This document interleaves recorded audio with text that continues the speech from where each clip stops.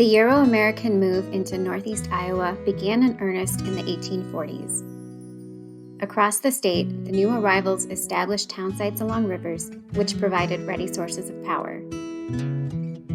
The bedrock-constrained valley walls and hard stone floor in this portion of the Maquoketa River Valley offered an ideal setting for the creation of low-head dams and ponds needed to power mills.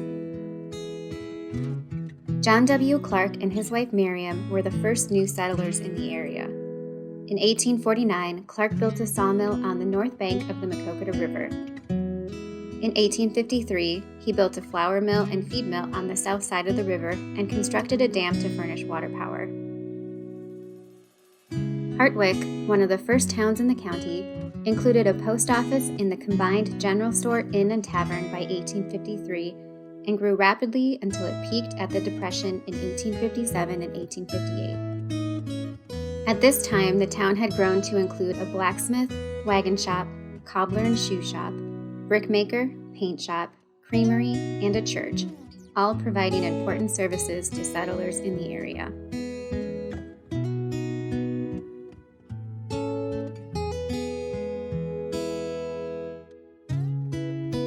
Although he was instrumental in the founding of Hartwick, Clark eventually experienced financial problems and left for California in late 1858.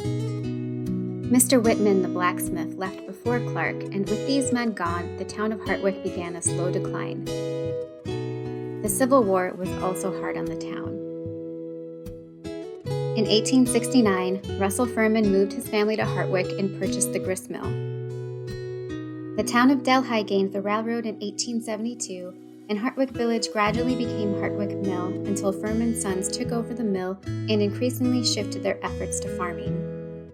Some of the buildings that were not already torn down were converted to outbuildings for the farm. In 1931, following the damming of the river, Hartwick Farm became the Hartwick Lake Club.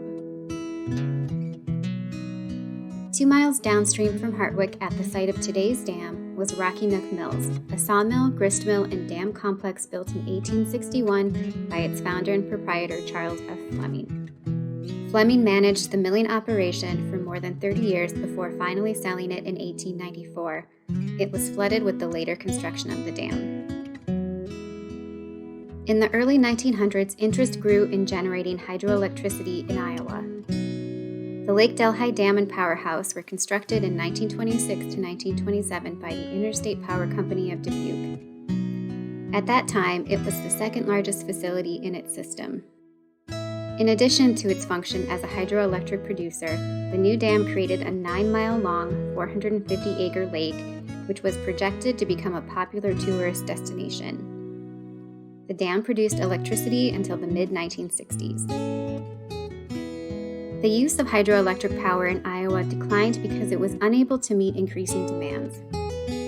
Many of the best hydropower sites were already operating at capacity, and Iowa's somewhat extreme weather patterns, flat topography, and the nature of the inland streams made increasing hydroelectric power difficult.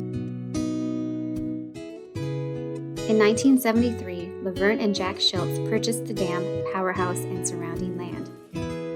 In opposition to this purchase, due to concerns that private ownership would impact property rights and initiate user fees, local residents formed the Lake Delhi Recreation Association, also known as the LDRA. In 1974, the Schultz brothers gave up their plans and sold their interest to the LDRA. The LDRA managed the dam until the formation of the combined Lake Delhi Recreational Facility and Water Quality District.